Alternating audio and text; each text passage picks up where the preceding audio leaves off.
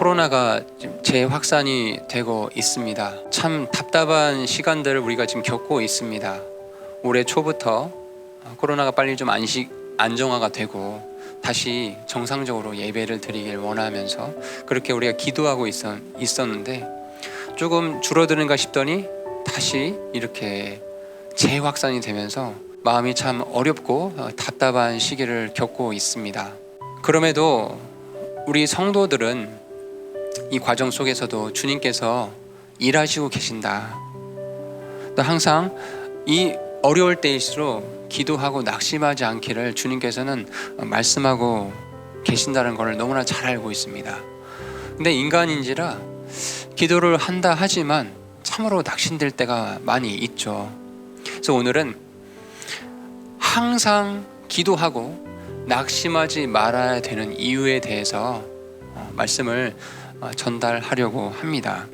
오늘 본문에 누가복음 18장 1절에서 8절의 말씀에 보면 과부와 불의한 재판관의 비유의 말씀이 기록되어 있습니다. 그런데 1절에 비유를 예수님께서 말씀하시면서 이건 어떤 비유다라는 설명을 해주시는데요. 바로 1절에 보시면 사람들이 항상 기도하고 낙심하지 말아야 할 것을 보여주시려고 지금 이 비유를 들어주시겠다라는 거예요. 이 비유의 내용은 이렇습니다. 이 과부가 어떤 한 도시에 살고 있었어요. 근데 그 도시에 불의한 재판관이 있었던 거예요. 이 불의한 재판관은 하나님을 두려워하지도 아니하고 또 사람들도 존중해 주지 아니하는 정말 어떤 자기만의 신념에 투철한 그런 조금 성숙하지 못한 지식인의 모습으로 나타나 있습니다. 근데 과부가 이제 이 예수님 당시 때 이 불의한 재판관을 향해서 자신의 억울함, 내 대적 원수를 좀 갚아달라라고 재판관에게 호소하는 장면이 이 본문에 기록되어 있거든요. 이 예수님 당시에 이 재판의 문화를 잠깐 설명을 해드리면은 지금은 우리가 어떤 재판이 있을 때 누구나 이렇게 신분을 확인하고 재판장에 들어가서 방청을 할 수가 있습니다. 그런데 이 예수님 당시 때에는 아무나 법정에 들어갈 수가 없었어요. 더군다나 이 여자의 신분으로는 법정에 가는 일은 거의 없다고 보면 돼요. 근데 지금 본문에 등장하는 사람은 여자이면서도 동시에 남편이 없는 과부인 거예요. 정말 너무나 약한 약자의 모습이 지금 등장하고 있죠. 그래서 그 당시에는 법정에 들어가려고 하면은 이 재판이 이루어지는 일을 도와주는 어시스턴트들한테 약간 뇌물을 주고 이렇게 돈을 좀 주면서 법정에 들어가서 자신의 억울함을 호소하는 이런 일들이 비일비재했다고 합니다. 자, 이 과부가 자신의 너무 억울함이 있었어요. 그런데 자신의 상황을 보니까 도저히 재판장에 들어갈 수가 없는 그런 사회적인 어떤 장벽들이 있었던 거죠. 그럼에도 불구하고 이 과부는 포기하지 않았습니다. 이 재판장에 들어갈 수는 없었지만 계속해서 이 불의한 재판관을 찾아가서 자신의 억울함을 호소하는 거죠. 나 이렇게 억울한 일을 당했다. 내 원수가 저렇게 나를 힘들게 하고 있다. 제발 이 억울함을 풀어달라고 얘기를 하고 있는 거예요. 매일매일 밤낮 끊임없이 찾아가서 괴롭히고 있어요. 그랬더니 이 불의한 재판관이 사람도 존중하지 않고 하나님도 두려워하지 않는 이렇게 기고만장한 사람이었는데도 불구하고 매일매일 괴롭히는 이 과부의 호소에 두 손 두 발을 다 들고 그 억울함에 이제 귀 기울여주고 그녀의 문제를 해결해 주는 장면이 본문에 나와 있습니다. 이 비유를 이렇게 말씀해 주시면서 예수님께서 우리 성도들에게 항상 기도하고 낙심하지 말아야 될 이유를 말씀하시면서 첫 번째로 이 비유를 말씀해 주셨거든요. 그래서 오늘은 이 항상 기도하고 낙심하지 말아야 될 이유에 대해서 얘기를 전달하려고 하는데 그 첫 번째 이유입니다. 첫 번째 이유는 성도들에게 있어서 예수님께서 우리의 변호자가 되어주시고 또 성령님께서 중보자가 되어주시기 때문에 우리는 항상 기도하고 낙심하지 않을 수 있다는 것입니다. 변호자는 의뢰자의 그 어떤 의뢰 내용을 다 이해하고 항상 그 의뢰자의 편에 서서 그 사람이 정당하다, 아무 잘못이 없다라고 변호해주는 역할을 하는 거죠. 그런데 누가 이 역할을 한다고 해요? 성도들에게는 바로 예수님이 우리의 변호자 역할을 해주신다고 하고 계십니다. 요한일서 2장 1절입니다. 만일 누가 죄를 지어도 우리에게 아버지와 함께 계신 변호자가 계시니 곧 그분이 의로우신 분 예수 그리스도시라고 말씀하고 계세요. 이 특권이 주님을 믿는, 예수 그리스도를 믿는 성도들에게 이미 부여됐다라는 것입니다. 또한 변호자뿐 아니라 그것도 모자라서 올바른 말을 재판장에서 해야 되잖아요. 근데 그 말을 넣어주실 수 있는, 올바른 생각을 또 넣어주실 수 있는 중보의 역할을 하시는 분이 또 이 성령님이라고 말씀하고 계세요. 로마서 8장 26절 27절 말씀입니다. 성령님께서도 우리의 연약함을 도우시나니 우리가 마땅히 기도할 바를 알지 못하나 성령께서 말로 할 수 없는 신음으로 친히 우리를 위해 중보하신다고 말씀하고 계세요. 이 중보라는 건 뭐냐면 두 당사자 사이에 중재하는 역할을 한다는 의미거든요. 죄인인 이 사람이 거룩하신 하나님 앞에 갈 수가 없잖아요. 근데 그 중간에 중재자 역할을 하시는 분이 바로 우리 예수 그리스도께서 중재자 역할을 하고 계시거든요. 그분께서, 그리스도께서 자신의 이 우리 자신의 백성들의 변호자가 되어 주셔요. 그래서 하늘의 왕자의 앞에서 이제 갈보리 십자가에서 행하신 자신의 일을 보여주시면서 아버지 하나님께 이렇게 내가 이런 일들을 했으니 나를 믿고 따르는 저 백성들의 기도에 신실하게 응답해 주십시오 하고 아버지 하나님께 간구해 주는 이런 역할을 하고 계세요. 또 성령님께서도 성도들의 입에 바른 말과 바른 생각들을 넣어주셔서 성도들이 하나님의 뜻 가운데 합당하게 삶의 열매를 맺어갈 수 있도록 도와주신다라는 거예요. 그러니 여러분, 과부는 이런 변호자도 없었어요. 중보해주는 바른 생각들을 넣어주는 중보자도 없었어요.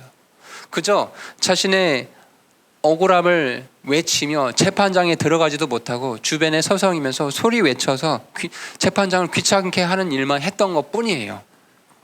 그리고 그녀가 재판장에게 말을 한들 반드시 그 재판장이 그녀의 말대로, 과부의 말대로 그 억울함을 들어줄 거라는 100% 보장도 없었다라는 거죠. 그런데 그럼에도 불구하고 이 차디찬 재판장에 가서 억울함을 호소했을 때 그 불의한 재판장이 들어줬다라는 거예요. 하물며 억울하게 자신의 호소를 외치는 그 과부의 소리도 불의한 재판장이 들어줬는데 우리에게 너무나 선하신 변호자가 계시고 또한 우리에게 바른 것들을 늘 지도해 주시는 성령님이 중보자로 계시는데 어찌 낙심할 수 있겠습니까? 어찌 하나님께서 이 우리의 기도에 응답하지 아니하시겠습니까? 이렇기 때문에 우리는 항상 기도하고 낙심하지 않을 수 있는 것입니다. 두 번째, 항상 기도하고 낙심하지 말아야 할 이유는 하나님께서 성도들의 기도에 반드시 신실하게 응답하신다는 사실입니다. 본문에 불의한 재판관이 등장했었죠. 이 불의한 재판관은 하나님을 두려워하지도 않고 또 사람들을 존중하게 여기지도 않는 자기 신념에 쌓여있는 어떤 악한 권력자의 모습으로 비춰지고 있잖아요. 그런데 그럼에도 불구하고 매일 귀찮게 하는 그 연약한, 정말 사회적으로 봤을 땐 굉장히 하층인 그 과부의 목소리에 귀 기울여졌는데 우리 하나님께서는 성도들의 울음에 그 불의한 재판과는 비교할 수 없을 정도로 관심이 많으시다라는 거예요. 성도들이 무엇이 필요한지 다 알고 계신다라는 거죠. 그렇기 때문에 우리는 낙심하지 않을 수 있는 이유가 있는 것입니다. 항상 기도할 수 있는 이유가 여기에 있는 것입니다. 그런데 이 말씀을 보실 때 조금 주목해서 보실 부분이 있습니다. 본문 7절에 가보시면 누가복음 18장 7절입니다. 하나님께서 밤낮으로 자기에게 부르짖는 자들 곧 자기의 선택받은 자들을 향하여 오랫동안 참으실지라도 그들의 원수를 갚아주지 아니하시겠느냐. 자, 이 말씀을 잘 생각해 보세요. 밤낮으로 하나님을 향해서 기도하는 자신의 자녀들의 기도 소리에 반드시 갚아 주시겠다라는 거예요. 그 기도 응답을 해 주시겠다라는 거예요. 그런데 중간에 뭐가 있었죠? 자신의 선택받은 자들을 향해서 오랫동안 참으실지라도라는 단계가 있어요. 여러분, 이 부분에 주목하셔야 됩니다. 인간의 관점으로 봤을 때 우리가 이제 기도를 하잖아요. 근데 좀 인간적인 생각으로는 기도했으면 하루 이틀 사이에 또 일주일 사이에 좀 뭔가 빨리 이 기도 응답이 이루어지고 일이 해결되길 원하잖아요. 그런데 하나님은 자신의 백성들, 밤낮으로 자기에게 이렇게 울부짖는 자들의 기도 소리를 들으심에도 불구하고 오랫동안 참아주시는 단계가 있다라는 거예요.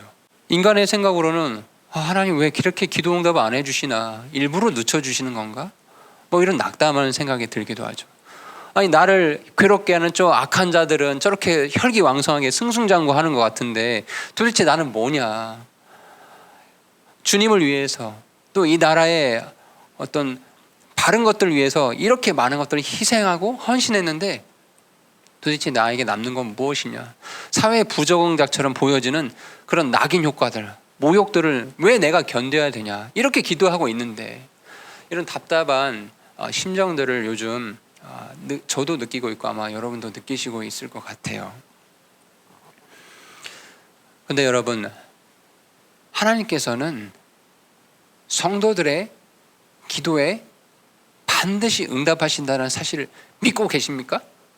때로는 하나님의 기도 응답이 너무 늦어진다라고 느껴질 때가 우리 있습니다. 성경 기록도 보면은 나사로의 죽음을 한번 보세요. 나사로가 이제 죽었어요. 그랬더니 이제 그 누이들이 마리아와 마르다가 예수님께 막 원망을 하는 거죠. 예수님 왜 이렇게 늦게 오십니까? 조금만 더 일찍 오셨으면 나사로가 이렇게 죽지 아니하고 저렇게 시체가 썩어서 풀풀 내는 냄새나는 이런 일도 겪지 않았을 텐데 이게 도대체 무슨 일입니까? 예수님 너무하십니다. 왜 이렇게 늦게 오십니까? 라고 원망하고 좀 불평하는 모습들을 우리가 볼 수 있습니다. 그런데 예수님께서 성도들의 기도 소리에 무관심하거나 일부러 기도 응답을 지연시키거나 그런 게 아니라는 거예요. 그 일을 통해서 이제 나사로가 완전 죽었었잖아요. 근데 그 죽은 시체가 나사로야 일어나라 라고 주님께서 말씀하셨을 때 그 죽은 시체가 살아나 일어나서 하나님께 영광을 돌리는 모습을 통해서 모든 사람들에게 하나님의 때와 하나님의 영광이 무엇인지를 보여주셨다는 겁니다. 마찬가지로 우리의 기도 응답이 늦춰주신, 우리의 기도가 좀 늦어지는 것 같다, 하나님의 기도 응답이 늦어지는 것 같다, 이것은 하나님의 영광이 곧 드러나겠구나, 하나님의 영광이 모든 사람에게 입증되는 시간들이 곧 다가오겠구나라는 신호라는 겁니다. 이 점을 잘 기억하시고 기도하다가 낙심하지 말기 바랍니다. 하나님께서는 가장 선한 때, 가장 합당한 방법으로 우리의 기도에 응답해 주시는 분이십니다. 우리가 이렇게 어려운 때, 국가적으로 어려운 때에 성도들이 해야 할 일은 항상 기도하고 낙심하지 않는 일이에요. 하나님의 때가 속히 이루어질 것이다. 조금 더딘 것 같으면 뭐라고요? 하나님의 영광이 곧 드러나겠구나라고 생각을 하시고 우리의 마음을 잘 이렇게 다독여주셨으면 좋겠습니다. 우리가 기도하다가 이제 낙심을 할 때가 있어요. 그런데 그건 어떤 경우냐면 내가 생각하는 기도 응답의 때보다 뭔가 늦춰졌을 때, 조급함이 마음에 생길 때 낙심하게 되거든요. 근데 그건 사실은 믿음이 없는 모습이죠. 낙심한 상태의 모습은 마치 아무도 도와주지 않는 과부와 같은 영적 상태의 모습일 거예요. 예수님께서는 이렇게 대조적인 모습을 보여주시면서 너희들은 과부와 같은 사람들이 아니다. 너희에게 늘 좋은 것들을 주시는, 중보해 주시는 성령님이 계시고 늘 너의 편이 되어주시는 예수님이 변호사가 되어 주신다라는 이 사실을 잊지 말아라라고 이 대조적인 비유를 통해서 말씀하고 계신다는 겁니다.